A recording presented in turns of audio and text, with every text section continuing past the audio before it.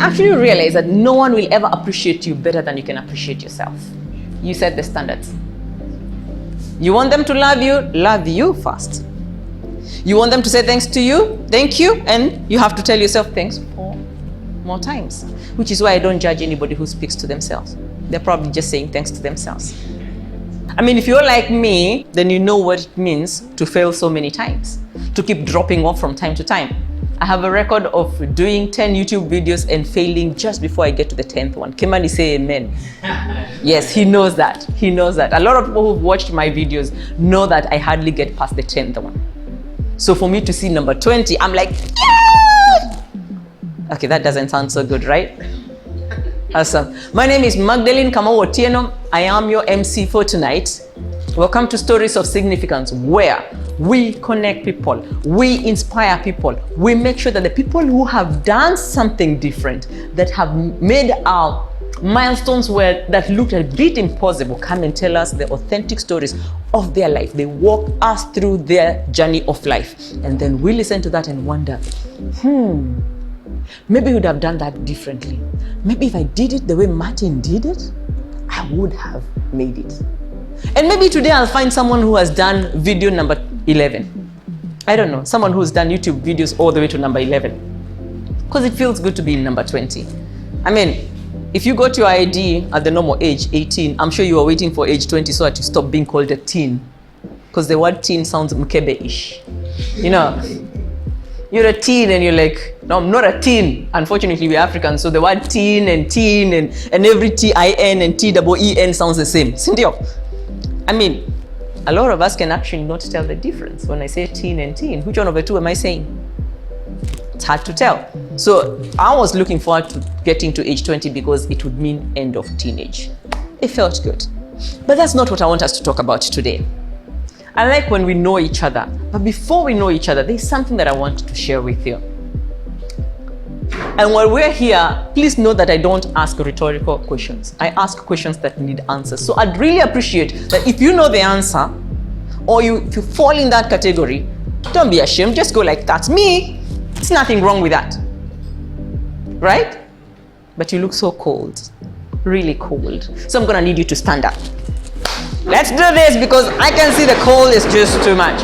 Now, I must let you know, whatever is on your table is not Blue Moon. Tafadhali, it's not alcohol, it's the sunny water. So yes, I've cleared the air. I saw people look at the bottle and go like, oh, they have started. Yeah, I know, a lot of Kenyanism can make us think that every blue bottle means alcohol. I actually looked at it that way first. I was like, are you serious? Then I'm like, oh yeah, it's the sunny. So this is it. I want us to relax a bit. Hey, my brother, tayari ushafunga mkono. Oi. Now, I want us to, I can see, Martin already got it. Our guest already knows what to do. So I want us to do a flex. But this time, I want you, normally you would do one direction, turn, make a windmill, wake up, like keep turning. So what we'll do is that we will fly, and then at the third moment, like 1, 2, 3, and then go back forward. 1, 2. That feels like swimming, right? That feels like swimming? Yeah, you can see the ones who don't. Can you see the people who don't know how to swim at Iona in the Hindi? I mean, like backwards now, please. How does that feel? Now, this is how your product would be appearing in the market. It's going backwards to the people who are maybe below the age of your product, and then forward to the upcoming generation, which means you're all available, and maybe even flying. And flying. Now, come on people, we don't fly with our legs stuck. We fly with a bit of movement. Yes, yes. Hey, my brother, do some movement. Yes, down. You can tell who cannot dance. You can tell those people who never went for a dance at any one time. You can see them. Thank you very much. I know your arms are like aching by now. Here comes the question. How many of you have had a product or a service that they own? They may have created it or maybe bought it. They know they're supposed to sell it. But for whatever reason, every time they're about to tell someone about this product, somehow the tongue freezes, the brain becomes foggy, and from nowhere, every word you thought you knew about your product, it just disappears. How many people have gone through that? Anybody? Somebody? You guys have no products of your own? Okay. Oh, your tongue also froze. You've never frozen. Wow, those are experts, by the way. You have. Yes, now I like that ownership. That sounds very serious, but I know, I can identify. Anyone holding a copy of Millions of Robots? Now, that's my book. I wrote that book when I came here in 2010. So what would make me not want to sell millions of robots? Yet I'm the one who wrote it, launched it in 2016. Don't ask me why the number of years. It's a whole story and I put it online in the course of a week. I actually talked about it. Why would someone write something or someone create a product? You make your own juice. You make your own kind of pata. You make your own kind of t-shirt. It has nice swag. But then every time you want to go and tell Linda, look at my swag. You see Linda and you go like, it's going this way. You know, you just walk away in the wrong direction. You know you're supposed to say something to Linda, but for whatever reason, you just can't say it. I've seen teachers doing interviews and they get into a class and they go like, and you're sure they're licking their lips, but anajaribu kusema good morning. Alafu mdomo imekata. The good morning is not there. They're only remembering it in their mother tongue. And it's in a town school. It's awkward. But let me tell you why most of the time we go through this. Because it's happened to me and it has happened to many of us. If you've had a close friend and you introduce to them these products, or you tell them something you're about to do and they tell you, ati fulani alijaribu na akaanguka pap. Your best friend, they tell you, you can't go there. Because so and so also tried to do it and they failed.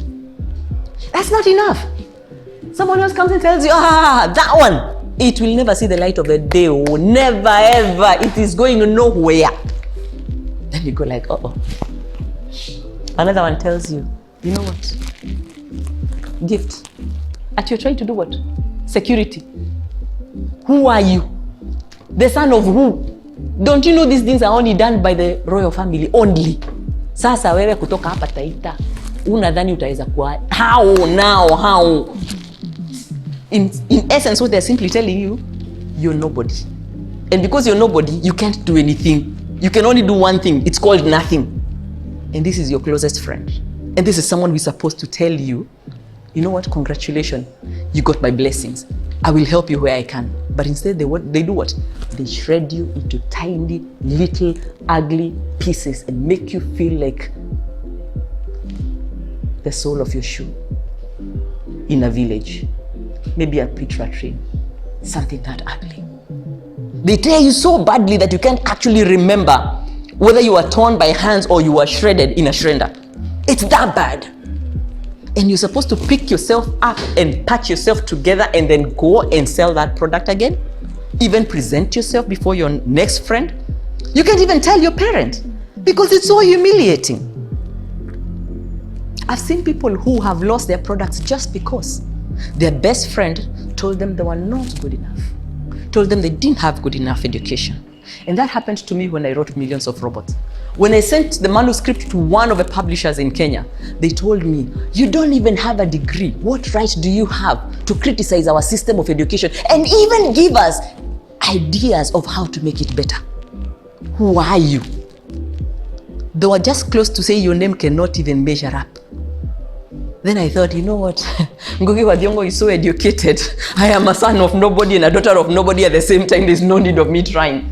And so I held the manuscript for so long. Actually, I ended up self-publishing. And that's why it doesn't have a publisher's name. That book is self-published. But you know, that's not the only story I want to show you, that things actually that we've created can actually go wrong. When I was around 4 or 5 years and I was growing up, my brothers and sisters used to make fun of my voice. All of you know that I have a heavy voice. And I'm not pretending, this is like my real voice. So sometimes when you call me, and they say hello, you go like, Nipatia Magdalene, and I'm like, it's me, man, it's me. And I'm thinking like, guys, it's me. This is me, that's my voice. I've been greeted 1,000,000 times. Like, hello, sir, and I'm like, I'm not sir, but I'm gonna try have a beard, which I tried doing last week. For those who saw. A lot of times I was mocked about my voice. I know my sisters and brothers meant to have fun, but you know, this thing tends to hold on to you. And as you become a teenager, this thing becomes a part of you, that you have a heavy voice. You speak like a man, you don't speak like a woman.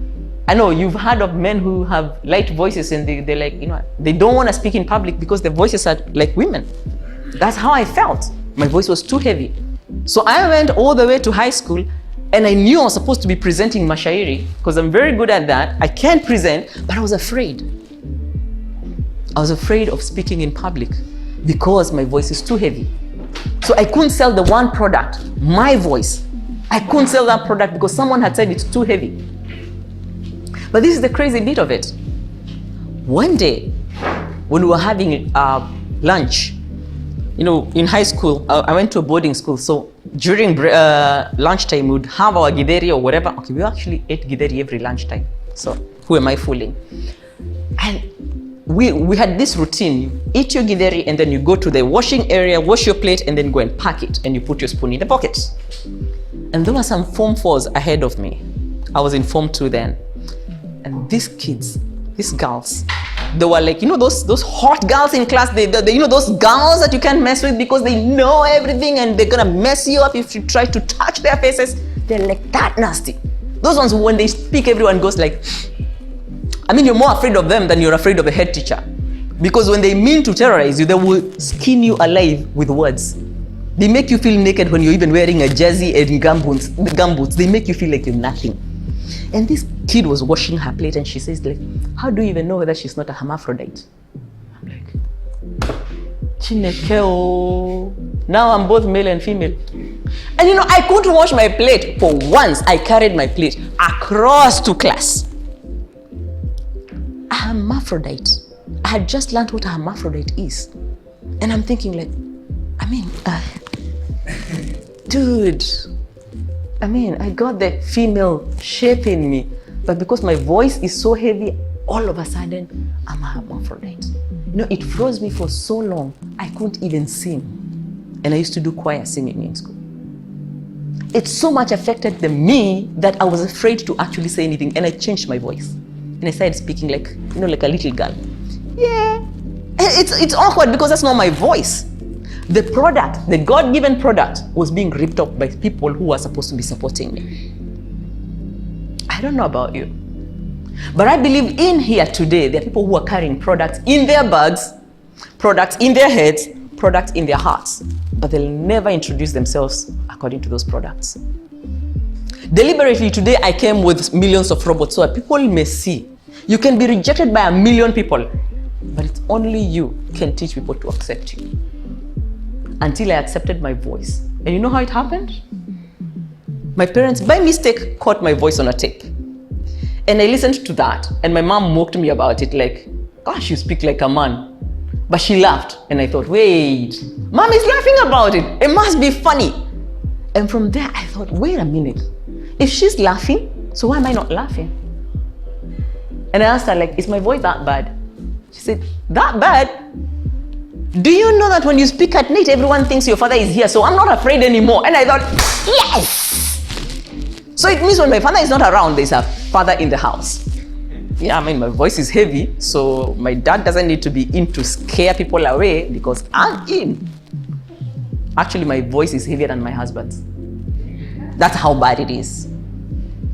But I've come to actually appreciate it because my mom said, it scares away the people, and she feels confident when I'm at home because my voice is heavy enough to make people think, mwanaume mwenye nyumba yuko.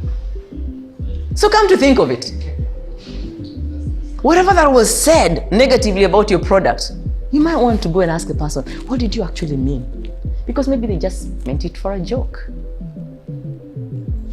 And if for whatever reason they still say something nasty, remind yourself why you started it in the first place. Because I'm sure you never started it is a mockery to yourself. Nobody likes mocking themselves. Anybody who likes mocking themselves? Anybody who likes telling themselves they're ugly, can't do it, they're son of nobody, come from no royal family, so you're a piece of nothing? Anybody here who likes shredding themselves into pieces and throwing themselves in the dustbin? So what do you like? What do you like? Do you love yourself enough to introduce yourself by your name and what you love most? I can see it. I mean, it means if you can answer that question, it means that even when your time comes to introduce yourself, there's a chance you'll go like, my name is Magdalene. And then you shrunk really fast. You see, if you can't introduce yourself properly in this group and say what you do and what we can do for you, how we can make your life better, how are we gonna know? Well, the best thing I can assume is that everybody's gonna be called at one point, so I'll have to offer you chai. But I know you didn't come here for chai. I'm sure you can make better tea. So why don't you take the moment of introduction as a time to sell yourself to the people? My name is Magdalene Kamau Otieno. I like being called by the 3 names. But better still, if that's too much for you, why don't you call me my darling? Come on, guys. You can say that. My darling. Oh, come on. Guys, I know if you're eyeing a girl, it's okay. They're not going to do anything. Yeah, of course. My darling. I'm not sure it's that heavy, but hey, if it scares the men, that's good. What I'm simply saying is, when you stand up to introduce yourself today, I want you to sell yourself all the 9 miles long. My name is, I do this. Tell us the one thing that you're so proud of that you can't just help but love yourself. Like you could give yourself a super squeeze and say, oh, I'm nice, I'm hot, I'm awesome. That thing, tell us that thing. And then tell us what we can do for you. Because if you don't appreciate it, how are we going to appreciate it? How will we know? How can they know unless they are told? Hello? How can we know unless you tell us?